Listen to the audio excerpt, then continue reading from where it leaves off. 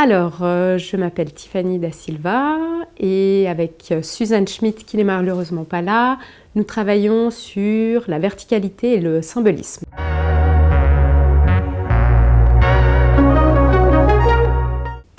Alors, pour ce qui est de la verticalité et du symbolisme, on s'est intéressé en fait à comment s'intégrait le symbolisme à travers la verticalité, et on aimerait aussi voir les interactions qu'il y a entre ces divers symbolismes sur lesquels on s'est penché. Il y en a notamment 3. Le premier, il s'agit du symbolisme lié à l'aspect culturel et religieux, notamment avec la basilique de la Fourvière, comme verticalité plutôt topographique. Nous avons ensuite un deuxième élément de verticalité qui lui symboliserait, nous supposons, une certaine forme de pouvoir civique qui se trouve donc sur la place des Terreaux, à savoir sur la presqu'île de la ville de Lyon. Et la troisième verticalité sur laquelle nous avons travaillé sont les hautes tours de bureaux que l'on trouve à la Part-Dieu, donc sur la rive gauche du Rhône.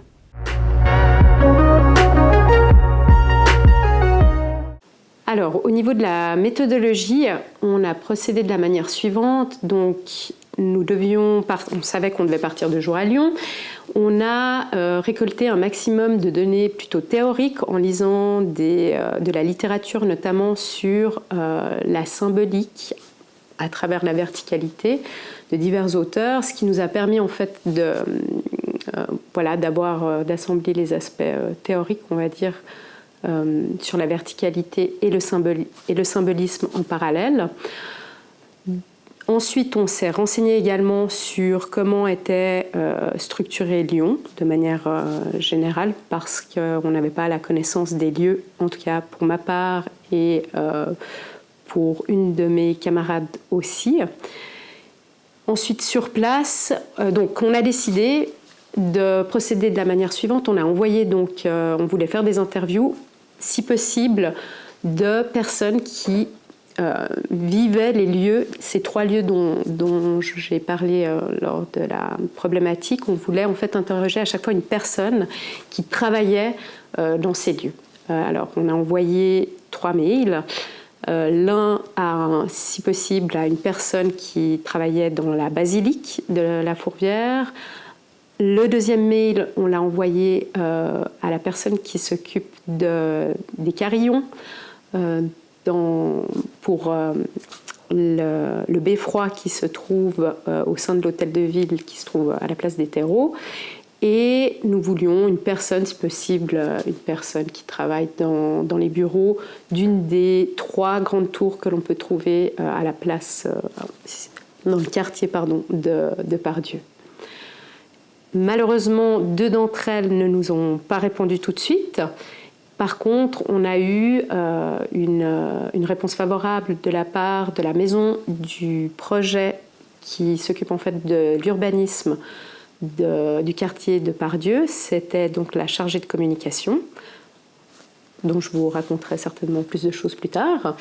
Et nous avons décidé aussi de faire ce qu'on appelle une photo-interview, c'est-à-dire un questionnaire qu'on avait pour idée de distribuer à des personnes sur les 3 lieux sur lesquels on travaille à travers la verticalité.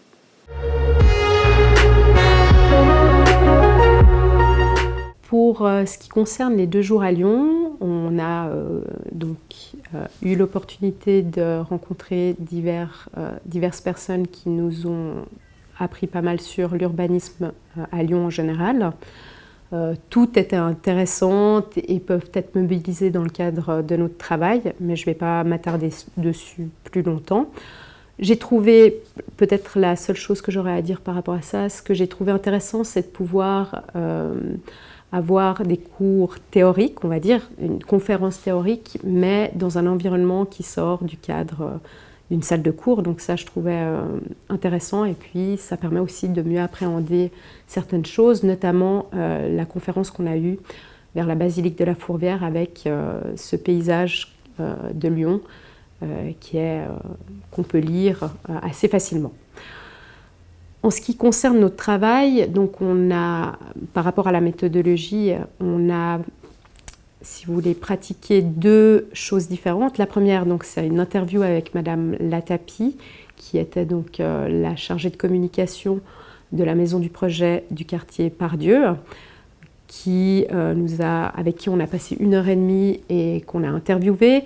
Donc il y a eu une première partie qui était très théorique en fait et historique pour savoir quelles sont les ambitions et comment s'organise en fait l'urbanisme du quartier de Pardieu, ainsi que les perspectives d'avenir, ce qui était relativement intéressant de pouvoir avoir ça. Donc tout l'interview s'est déroulé autour d'une grande maquette de la Pardieu, avec justement des bâtiments. Ce qui était très bien fait, c'est qu'il y avait les bâtiments qui étaient déjà bâtis et ceux qui étaient en projet, qui eux étaient plutôt en verre transparent. Donc on voyait bien ce qui allait venir de ce qui était déjà bâti, et notamment beaucoup de tours, donc ça rejoignait notre problématique.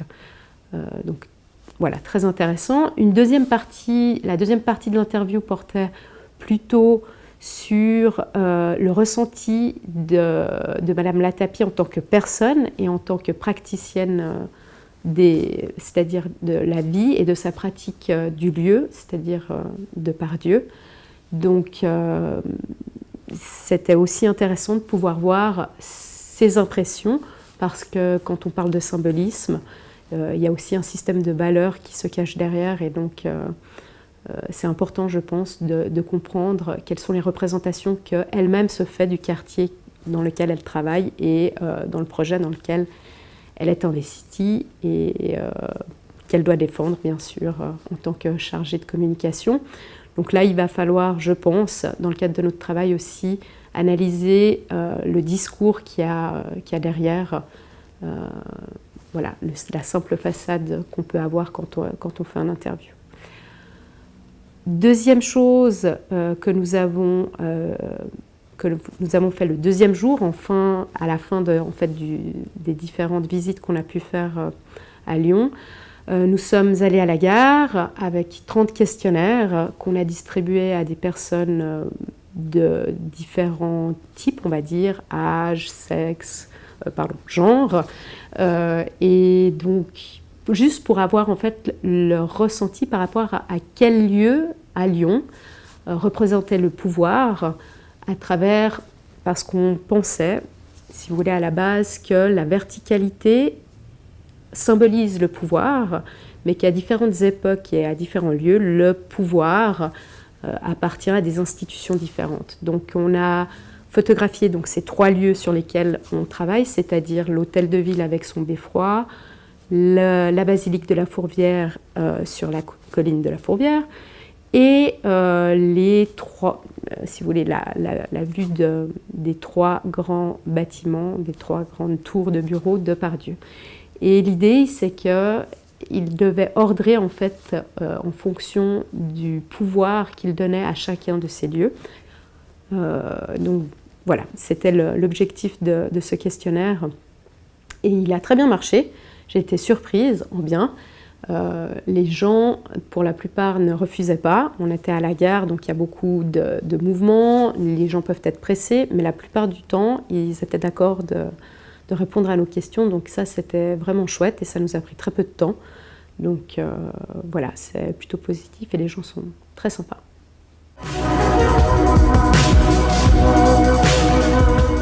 Pour les biais, je dirais que le principal biais auquel on a dû faire face avant d'arriver sur le terrain et avec lequel on a dû faire, c'est le fait que pour Suzanne Schmidt, qui est donc ma partenaire dans ce travail, connaissait les lieux, mais pas les quartiers sur lesquels on allait travailler. Elle connaissait d'autres quartiers de Lyon. Donc elle avait quand même pas une connaissance complète de Lyon. Et pour ma part, je ne connaissais pas du tout Lyon. Donc on devait anticiper les questions qu'on pourrait avoir, nos représentations, faire attention avec nos représentations, sachant qu'on n'avait, pour ma part, jamais été. Donc ça, c'était, je dirais, un premier problème. Le deuxième problème, c'est que nous avons voulu faire un photo-questionnaire. Donc les photos qu'on a choisies pour ce photo-questionnaire, on les a prises sur Internet. Ce n'est pas nous qui les avons prises. Donc au niveau, même si c'était nous qui les aurions prises, il y aurait eu un problème de neutralité, ça c'est sûr. Mais là, on a eu un choix restreint et avec lequel on devait faire avec. Donc on s'est rendu compte de ça sur le terrain, notamment. Pourquoi? Parce que on a pu remarquer qu'il y avait des points de vue. Les points de vue de ces différentes verticalités n'étaient pas égales. Donc ça, c'est un des biais de notre photo-questionnaire. Et puis un autre biais qu'on ne s'attendait pas et qu'on a su après coup, c'est après avoir interviewé les gens, on s'est rendu compte que la notion de pouvoir, en fait, elle a une signification différente en fonction des gens, entre le pouvoir réel, le pouvoir voulu. Donc parfois, les réponses sont biaisées et ne répondaient pas totalement en fait, à nos questions du questionnaire. Donc ce qu'il aurait fallu peut-être, c'est éventuellement faire le questionnaire, aller à Lyon, donner le questionnaire à 2-3 personnes et tester en fait en amont notre questionnaire, mais ça c'était malheureusement pas possible étant donné qu'on avait à disposition ces 2 jours à Lyon qui étaient déjà bien remplis. Donc voilà, je dirais que ce sont les principaux biais, mais si on les relève, on pourra traiter le sujet avec prudence.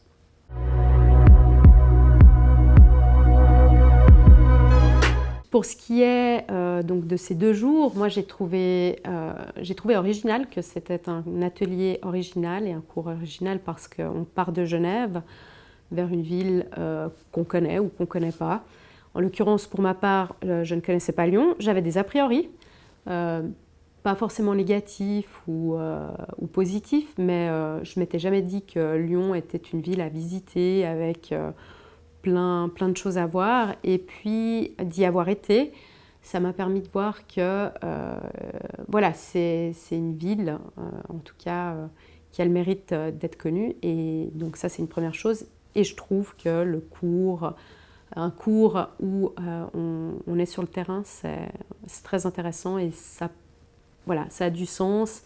Disons que certains aspects prennent plus de sens quand on est complètement intégré dans l'étude, à travers notamment une pratique du terrain.